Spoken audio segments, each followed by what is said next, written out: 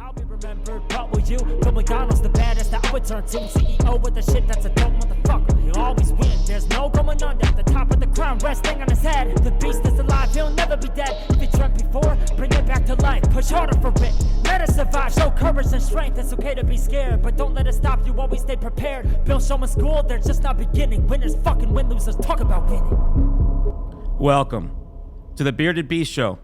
My name is Bill, and I am the Bearded Beast. Today, an episode I've been waiting for a while. Our guest today, Coach Doc, Antonio Harrison. How you doing, Coach? I'm good, man. Yourself? Oh, I'm great. I'm super excited you're here. Thank you so much for coming on our show. Yeah, no problem. I got hype hearing the intro music, and it definitely let me know out the gate, like, oh, cursing's going to be okay. All right, so I went through your bio. I compiled some questions that I'd love to ask you. The majority of them are for myself because you've inspired me without you even knowing it. You've inspired me over the past probably 6 months of my life to better myself in health and fitness. So a lot of these questions are for me, things I want to know about you, but I do have some in there that some people have asked me to talk to you about that do know you. So can you, before we get into cool, man. Before we get into the questions, can you tell my listeners a little bit about your background? Yeah, so I'm from Pasadena, California, and I've been an athlete all my life since the age of 4 and had the great opportunity to play college football. Unfortunately, had a pretty rough injury, and that brought me back home to California. And from there, I started teaching and then ended up going to grad school. And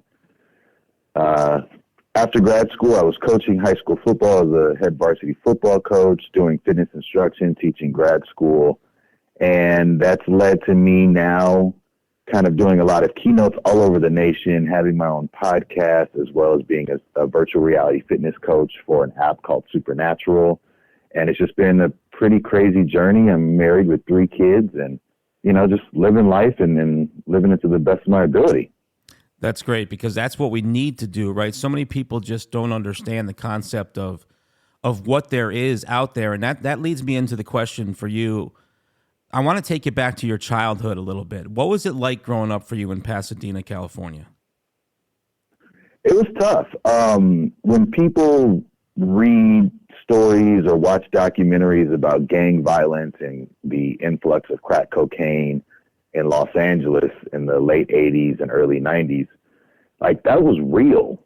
And it wasn't just real in my neighborhood. It was real inside of my household. My dad was an addict who was in and out of jail. And I found out at 10 years old when my mom just couldn't come up with enough excuses of why our presents were being pawned or why dad had been gone for 3 days or a couple weeks because he was in jail, and she just couldn't lie anymore. So when she told the truth, well, now the cat's out of the bag, dad just started using inside the house. And I was put in a lot of, sketchy situations with a lot of unsavory characters. So I had to grow up pretty fast. There's no imaginary play and, G.I. Joes out in the front yard at 10 years old when that's the stuff that's going on. When that's what's happening, it's, let me do my stuff. Let me be on top of my school, my sports. Let me get out of the house as much as possible. And I got to be an adult and understand adult situations and things. So sports was my outlet. That was my safe haven. That was the place where I went to get away from the rest of the world and be with my friends and have fun. And I just happened to be really good at it. Wow. So, that there are people out there who I believe probably have these same experiences that you are explaining right now, but maybe they never found that outlet or knew how to find an outlet or had some other resource to turn to. And, you're a living proof for everybody listening to this show right now that regardless of your past, it doesn't create your future, correct? Yeah, not at all. I could have sulked and gone into a shell and just kind of shut everything down. But instead, I went out and just tried to pursue who I was and the things that were open and offered to me. Now, there was an opportunity to be, where the opportunities could have led to drugs, selling drugs, doing drugs, being in the gangs, or doing something more safe and playing ball that had more promise. Now, I will say, even though, my dad went through all of that, my mom and my dad instilled a lot of pride in me and that I had so much potential and always praised me. And a lot of people, don't know, but me and my dad are like best friends. And part of that is he never lied to me. He owned all his shit, which Wow. gave me an opportunity to heal my way. Yep. It would have hurt more had he lied and tried to cover it up and say he was doing other things. And no, he just owned it, and he would apologize for it. And it allowed me to say, you know what, when my dad's using, that's not my dad. My dad's the guy who's taking me to the park, who's coaching me in basketball, who's loving me, who's taking me around everywhere he goes and is so proud of his son and tells everybody how much he loves me and how great I am. That's my dad. That other dude, that's someone who's gotten snatched by the hooks of drugs. That's not my dad. So by telling me the truth, I got to decide how I healed instead of being force fed a lie. Wow, that's amazing. And I had some struggles with my dad growing up. He recently just passed away, last August, and I never really. Sorry to hear that, man. Oh, I appreciate it, and I wish I could turn back the clock a little bit. And this is very important about what you're saying, because I wish I would have understood where my dad was coming from when we had the struggles that we had. And I wish I could have seen the two different dads like you're mentioning. And I never really got that opportunity. I wanted to, before he passed away, have a really good conversation with him, but things spiraled out of control a little bit too late. But I think everybody listening to this needs to really, really listen to what you're saying, because there's opportunities to maintain relationships that sometimes we just kind of throw away, but they're extremely important. Yeah, and I maintained it by just looking at that other side of dad that I respected, but it wasn't even until I was an adult that I fully understood, where I decided on my podcast to do a 27 episode chronicling his life from as far back as he could remember to present day. And I brought in my sister, my brothers, my mom. He was obviously on every episode. And when I had heard his stories from his past before, but had never really heard it in chronological order from his childhood. Yeah. Once I heard that my father was one of 11 kids, and by the age of 12, he was living on his own, basically on the streets, well, it made sense why he got into a life of crime and drugs. And I mean, what else could he do? He was trying to just survive. So it made more sense about the trajectory and path of his life, which made me understand him better as a person by having that conversation. Yeah, absolutely. I learned some things about my dad too that I wish I would have known in my earlier years, that would have shown me that, I can see why sometimes he acts like he does, but I didn't find these things out sometimes, a little bit till it was too late. But I'm glad that that is so awesome that you guys you're like best friends now, and you were able to, discover that and discover the two sides of your dad. And can you mention your podcast for my listeners? Because I would love to go listen to that series. Yeah, it's called Doc's Daily Dose. You can check it out on any of the, podcast platforms. It's all out there, but it's Doc's Daily Dose. All right. I'm definitely going to check that out, because I'm really interested in hearing that series that you did with him. So let's go back to well, just to say, if you want to hear the series, you scroll all the way to the very beginning of the podcast, and the series is called Like Son, Like Father. Oh, okay. And then after the series is what I do now, which is about 5 to 10 minutes, just reflections on things that happened throughout my week that I think are lessons for folks, and also give them a little homework if they want to do it themselves. Do you do that daily, or is it weekly? It comes out every Sunday morning. Okay, perfect. All right, back to the age of 4. You said you were an athlete since the age of 4. It looks like you were a high school senior athlete of the year, college freshman athlete of the year, 4-year starter. You were a captain in college, 2-time all-conference. Yep. What were those days like? Sports was everything. I mean, I started out as a swimmer, actually, and I made the Junior Olympics when I was, I want to say 6 or 7. And that was, I loved being in the water. I just loved the water. I loved that it was all on me. But swimming's an expensive sport, and we didn't grow up with money. So, unfortunately, once we made this Junior Olympics, or I made the Junior Olympics for the swim team. Someone went and bought the club, and they refurbished the entire swimming pool and our team club, and they raised the tuition, and my parents just couldn't afford it, and they weren't willing to, help out. So I switched over to basketball, which I had been playing as well since I was 4, but then I dedicated myself gung-ho to basketball, and I loved it, and playing flag football and on into high school. And high school, I had the opportunity to either take my shot at D1 for basketball or go play D3 college football. And unfortunately, I didn't have a very good experience in high school basketball in the sense of I just stopped loving the sport. I can blame it on coaches. I can blame it on us not being very good. But there's something about my ability to get my aggression out on the football field that I loved more than the non-contact of basketball, and the fact that I could go right in as a 17-year-old freshman and I had the opportunity to start. So that's what I did. I went to a 4-stoplight town in the middle of Iowa, Grinnell College, and from the very jump, I was out there on the football field playing the sport that I love, and the building the camaraderie that football brings that is, to me, second to none. All right, what position? In high school, I was quarterback and safety. In college, I was safety, so defense. All right, I want to flip it back to basketball for a second because I have a question that I've been going back and forth with a few of my friends now, and okay, cool. All-time great. Do you have one? Ooh. My favorite player of all time is Magic Johnson. And I will say, and I'll give my reason why I think he's the greatest basketball player ever. It's as a rookie in the NBA Finals, to go from an established all-star level point guard to where one of the greatest players, Kareem Abdul-Jabbar, goes down, and then you can go down to center and be the Finals MVP because you put the team on your back. Someone who can play every single position on the court is the truest form of basketball you can ever imagine, in my opinion. Now, is he as great as winning, 2 3-peats as Michael Jordan, or the all-time, or what was the all-time leading scorer in Kareem Abdul-Jabbar, who's got high school, college, and professional championships, or Bill Russell or Wilt Chamberlain? Maybe not. But Kareem couldn't play point.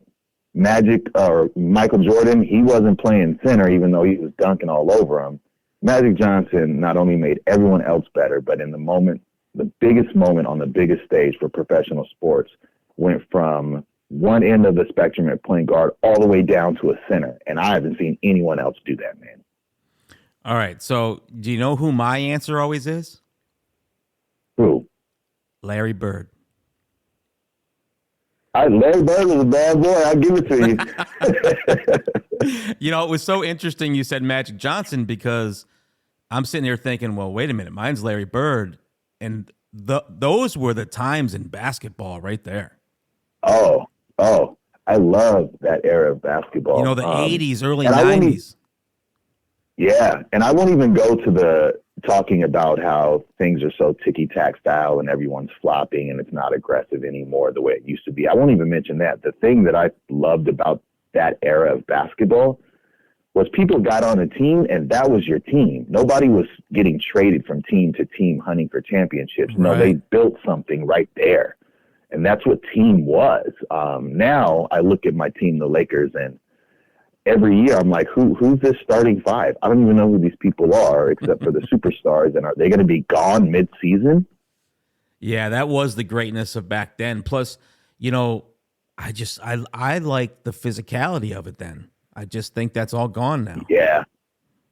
Yeah, and I will say I've heard all the stories about Larry Bird telling his opponent in the moment what he's going to do. I'm going to dribble right, spin left, and make a shot and do it. Like, man, you can't beat that. That's the type of stuff that you see in pickup basketball at the park or anywhere else. And to have that level of skill, Larry Bird was something else.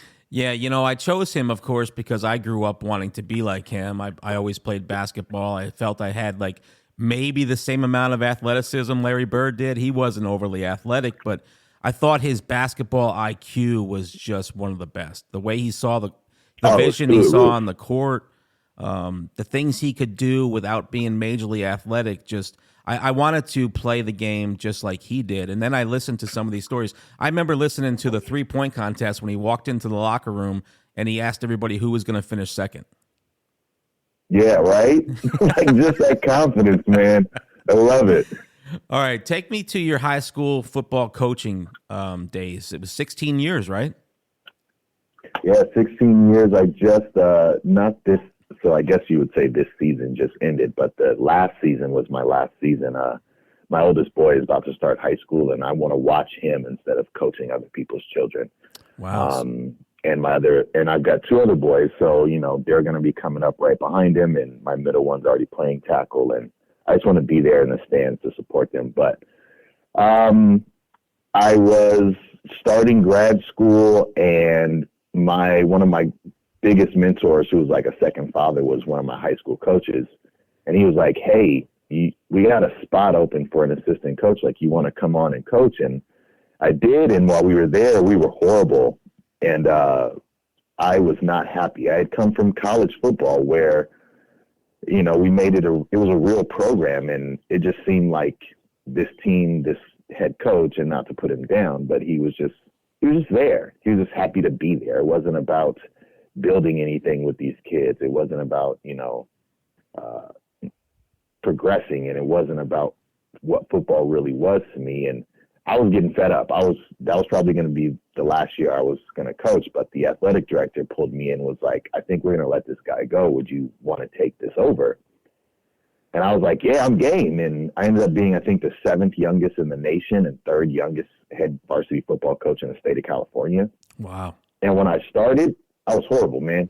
Like, I was horrible. Like, I was old school. I was yelling and screaming in people's faces. I broke my headset every single season. And I had to, and at one point, kids were not coming out for the team in following years. And at one point, we had so few kids that as injuries were happening through the season, we were playing against Malibu, and 2 of our guys go down, and we're down to 12 guys, and you need 11 on the field. And my 12th guy was my kicker. And I looked at him and I was like, you ready to go in? And he was like, Coach, I'm not going in there. And we had to forfeit 3 games just to get healthy. Wow. And I was like, you know what? I need to take a look at myself and how I'm coaching and what I'm doing wrong. And within that off season, I was able to switch my coaching style, understand my players better, and turn the program around to where the very next season after forfeiting, we played for a league title for the first time in 10 years, beat our rival for the first time in 10 years, made the playoffs for the first time in 10 years, won a playoff game for the first time in 12.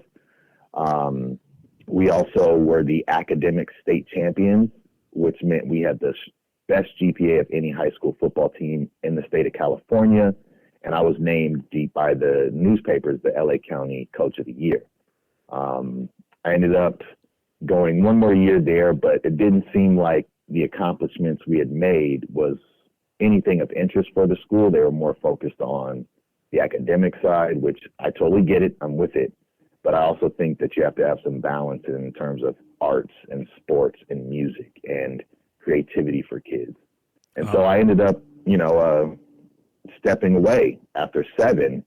And I had made really good friends with the rival head coach. And he was like, come coach with me. You can be co-head coach. And I was like, nah, I won't coach against my seniors.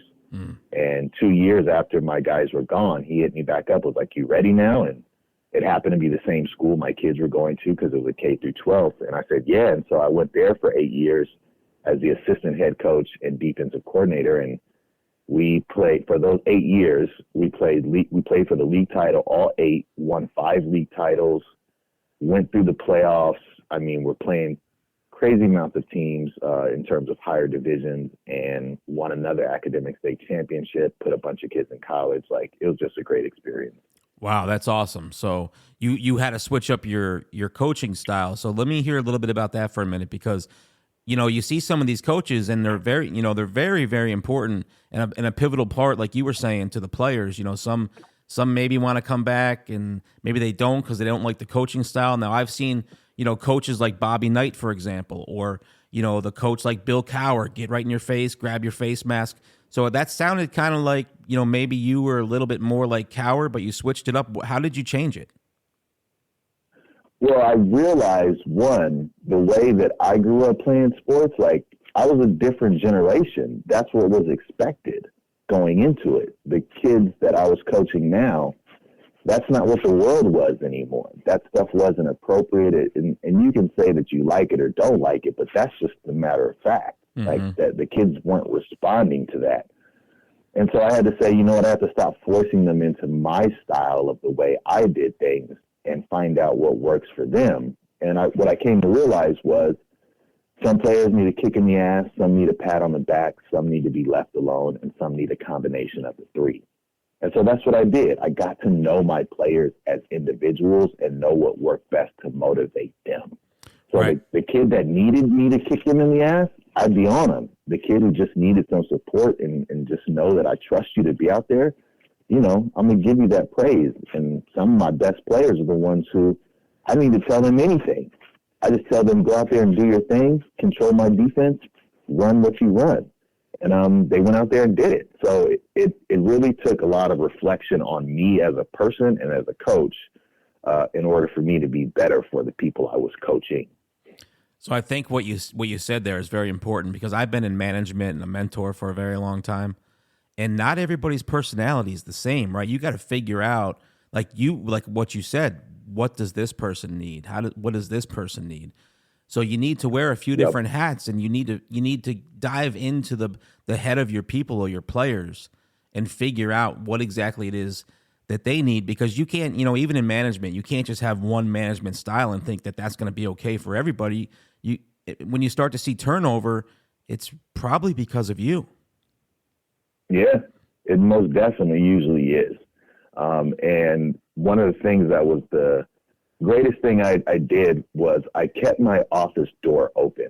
Kids would be up there every period of the day, and they may be studying, they may just be hanging out, they may be taking a nap on my couch because they didn't get to sleep last night because they had work or they had family issues or they had to study. And during practice, we're going through and doing all the stuff we had to do, but there are down moments where another coach is talking to kids or got them in the huddle. I'd be standing next to a kid, and instead of just constantly being in his ear about what he needs to do, I'll be like, hey, who are you going to prom with this weekend? Mm. Hey, I always see you reading a book. What are you reading? Oh, you like that? I'm going to bring you another one I think you might like. How's things going at home? Like, I see you getting bigger and stronger, man. You've been hitting the weight room, or like, hey, you doing okay? You seem a little sluggish. You been getting enough food today? Like, I think a lot of educators and coaches have to realize, like, yes, our job is to provide that skill set and provide that information and knowledge, but our first job is to understand who they are as people. Yeah. Like that kid in class who's sleeping through your class, it may not be because he doesn't like you or thinks your class is boring. It may be because after school, he's got to go to a second job to help his parents pay the rent, and he's exhausted. Right? Like, understand that before you think that someone's disrespecting your craft. Right. A lot of times we don't take that time to really learn more about them personally. We just think they need to show up to a job or to school or to the football field and do what we tell them they're supposed to do. But we really need to take that time and learn more about what they have going on in their life, because, especially today, today is very challenging. I got one of my sons has graduated, but I have another son in school, and it's not like today's day is not like when I went to school. I can tell you that. At all. And that's the thing, is once you get to know people as who they are as individuals instead of what they can do for you, man, they'll run through a brick wall for you. Yes, they because will. They know you actually give. They know you actually give a damn about them and not just what they can do for you. But we're only as good as the people we have around us. And I don't, so many of these mentors, managers, coaches, they don't realize that. I'm only as good as the people I surround myself with in my business and with what I do. And if I don't take care of those people and I have constant turnover, my business is not going to succeed the way that I want it to.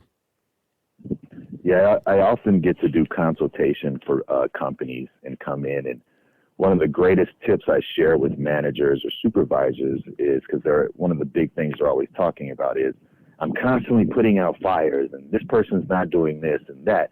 And I always tell them, well, first off, get your ass out of your office, take a walk around the floor, catch somebody doing something they're supposed to be doing and doing it well. Take 30 seconds to go, hey, Bill, I see that you've been doing this and doing it well. I just want to say thank you for your efforts, man. Like, you have no idea how much that helps our company grow. And, maybe even if, as this continues, I might want you to show some other people, but just know that I see you and I appreciate you. And then walk the hell away. Do you know what that'll do for that person? Oh, yeah. Right? Yeah. And all that took was 30 seconds of you getting out of your office, going to see someone doing something, doing their job the way they're supposed to, feeling valued and appreciated. No one does that. Instead, we walk around, micromanage, or wait till a fire's there and then come down on people's necks. Right. Most time they see you coming and they're like, oh, no, what did I do wrong? Right? Mm-hmm. Mm-hmm. So I'll take, I'm pretty proud of myself in that aspect, that I let my people know every single day how much I appreciate what they do. But also, I never sit in my office. Nice. I work right on the front line with my guys. I'll do whatever job it is that I'm asking somebody else to do, because I feel like, why should they do it if I wouldn't be willing to do it myself? Yeah, exactly. So exactly. Before we move on from a little bit of the football conversation, can I ask you a Super Bowl question? Yeah, man. What do you think about the call, the end of the game? It can go either way. You can say, let them play, this is the Super Bowl, or you can say, hey, there's a bit of a jersey pull there. But I don't think that was the deciding factor in the game. You can say it was the field, you can say it was this or that. I mean, that's what happens in any sports. Those moments happen. If you don't get yourself in that situation, it's not a problem. I think the biggest play of the game was Jalen Hurts not properly switching hands from his left to his right, trying to run and fumbling in that return 6, that fumble recovery. That doesn't happen, it's a whole different ball game. And that happened because he didn't do the proper fundamentals in terms of switching the way he's supposed to switch hands with the football. So I don't even give too much credence or credit to that final call. That other play where he fumbled the ball and they took that thing in for 6, that was the game changer right there to me. See, and I agree with you, because at that point, KC hadn't been able to stop Philly really at all. At all. And they go down and score again. Oh, it's a lot tougher game for KC to get back into. Right. So I totally agree, and I bring that up a lot, and nobody really wants to hear that. They're too focused on the last 2 minutes or whatever it was of that Super Bowl and that call being called. Yeah, and a lot of people also don't recognize that, like, switching hands with the ball, that is something we teach, and there is a proper technique to do that, and he didn't do it. Had he utilized the proper technique, that ball possibly doesn't come out, and they've got another play. Yep. All right, tell me more about Coach Doc. How did Coach Doc come about? So after coming home from college and my knee injury, ended up going to grad school, and then as I'm now coaching high school football, I've got my doctorate, and I'm just kind of creating different content and things. I realized, I wanted to kind of have I don't want to say a persona, but I wanted a name for myself outside of Antonio because of all the different things I do. And Coach Doc just kind of fit because I was a coach, but I was also a doctor, and I wasn't the typical PhD who does what everyone else does. So I just created Coach Doc, and that's what I came up with. And I've ran with it ever since. And once I got the opportunity, so I use it for podcasts, I use it for blogs and YouTube channels. And then once I got the opportunity to be in VR fitness, and they're like, well, so do you want just to be Coach Antonio? And I was like, no, can we use Coach Doc? And they're like, yeah, sure. And so, now it's becoming bigger than I ever imagined. I love it, man. And I'm not going to mention that virtual fitness program, but Coach Doc is my favorite. I appreciate you, brother. Hey, does Coach Doc believe in the law of attraction? I do, but not in the way that I think other people do.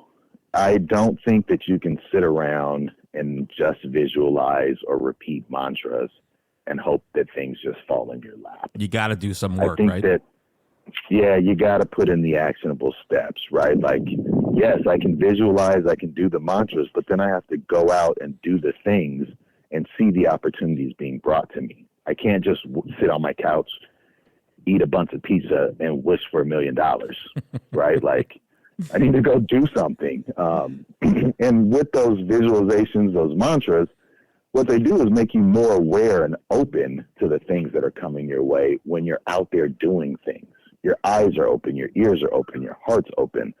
And that's where you start to attract things. And I do believe that, energy, frequency, vibration of what you're putting out comes back to you.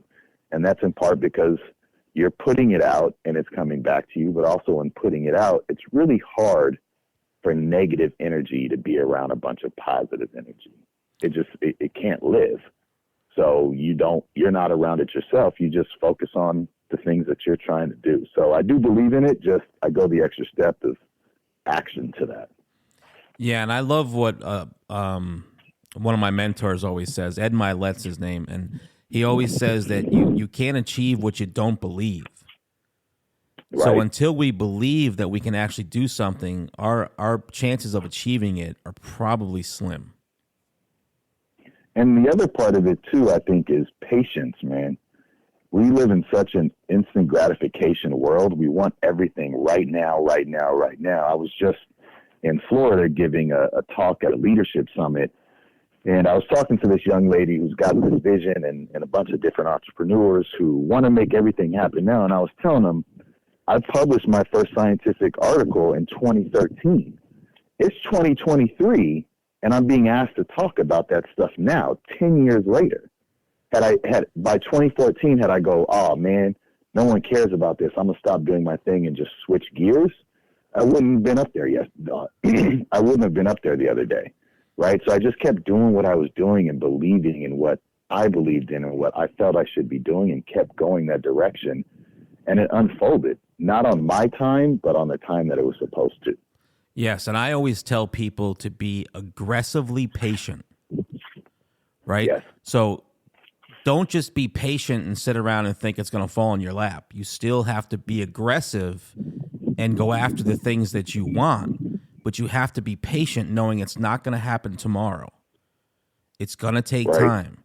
I mean, businesses, whatever it is you're trying to achieve, they take time. And the first, you know how many businesses start and they fail, right? Start and they fail. Yep. But it's through the failures that we actually learn the most. Very much so. And you see all the examples of the people who end up getting, I won't say lucky, but end up having things fall in their lap or opportunities come immediately. Let's just take a lotto winner. All of a sudden, you went from having no money to having $300 million. They're in bankruptcy within 3 years. Yeah, because they didn't put in the work. Right. They didn't know what it took to get there, and they didn't know what how to handle it once they got it. Exactly. All right, I got a couple questions left for you. If you could have one superpower, what would it be? Ooh, one superpower. So this is going to sound kind of ridiculous, and maybe it's similar to Thanos' power, but I would want the power of destruction because it would require the discipline not to. Wow. That's pretty deep. I like that answer. Yeah. Yeah, I thought I've been asked this question before, and I gave it real thought. And I want the power to be able to destroy any possible thing. I'm a true believer in, I'm peaceful because I'm capable of violence. Wow. Right. I'm not peaceful in the sense that I'm weak and that I can't. I'm peaceful by choice. Wow, that's awesome. I love that answer. All right, if you could give me a favorite memory, what would it be? Favorite memory? Anything in the world? Yep. Oof. Favorite memory. Is it your football days, school days, podcast with your dad? No, I won't say that there's a very specific memory that stands out. I'll say it's something that unless you've experienced it, you won't understand it, and it's happened multiple times for me. And that is when you're playing in a football game and you hear the crowd roaring, the ball snapped, and all of that noise dies down, and you're locked in and focused, and you're seeing all this movement slow down in front of you. The ball's thrown, and as the receiver catches it, you just hear a crash of pads and light this guy up. And in that moment, you hear a gasp like, and then it gets dead silent from their side cheering to your side erupting. That, like, just describing that gave me chills all over my body right now. I was just going to tell you the same thing. You gave me chills. Like, I wrote a paper on that in college, and like that thing to me was just like, you could just feel the switch of emotions, intensity, and you just feel in that moment that you are the most unstoppable force on the planet. You know, when you were saying that, I had this whole vision. It was like I was watching a real football game. When you were telling me this, when you were telling me what you just told me, I heard the crowd. Then everything went silent, and I watched the whole play develop right in front of me. It's the best feeling ever. It's the thing I was known for because, like I'm not some people think I'm a bigger dude or muscular, but like I don't consider myself a big guy, but that was what I was known for in football was I would take your head off. I'd come 100 miles per hour with zero fear or hesitation, and I had bad intentions because guys like Ronnie Lott, Troy Polamalu, John Lynch, those were my guys. So like I followed suit with them, and I was within the rules of the game. I was trying to make you feel every single pound that I had. And so that just, that's my moment. That's the thing that I love. I was going to mention those players before you said their name. Yeah, Sean Taylor. I love guys who just came flying downhill, and here's this little dude with packing all this punch who just has no fear of who you are. I'll tell you who my favorite player all time was, and he started as a corner, finished as a safety, but it was Rod Woodson. Oh, wonderful player. Totally feel that. All right. If you could give a younger Antonio some advice, knowing everything you know today, everything you've learned, what would you tell him? I tell him it's going to be okay. I tell him also to appreciate the people you have and to be a little more humble in the beginning years. But my ultimate advice would be, it's going to be okay. You're going to be all right. Just keep doing what you're doing. Because a lot of times growing up, I just didn't know what the next day brought, where the next meal came from, what my life was going to turn out to be. And so just telling them, like, don't worry, you're going to be okay. That's some great advice. What's next for Coach Doc? Well, right now I'm working on kind of beefing up my YouTube channel to do some pretty cool things. I've been working on a book, but for the most part, I'm pretty happy with where things are in my life, and my kids again getting older and just being there and being a part of their life with my family. But I think my ultimate driving vision at the end of the day is I want to buy a huge plot of land and build homes all over the land for each one of my family members, far enough away on the land so that you can't see house to house, but close enough that you can take a golf cart from one house to the other and all meet up for Sunday dinner. So that's my big vision that I want, in my life. That's good stuff. Well, Coach Antonio, Coach Doc, I appreciate you coming on the show. Thank you for sharing all your wisdom and your advice with all my listeners. Would there ever be a chance we could get you back on?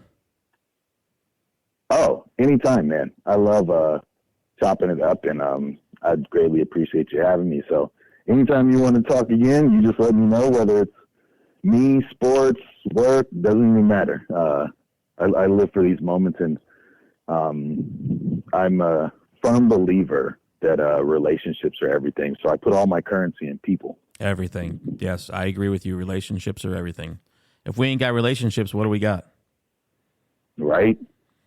All right, my friend. Well, I appreciate you coming on the show, and I wish you the best of luck, and I will be in touch. I'd love to have you back on.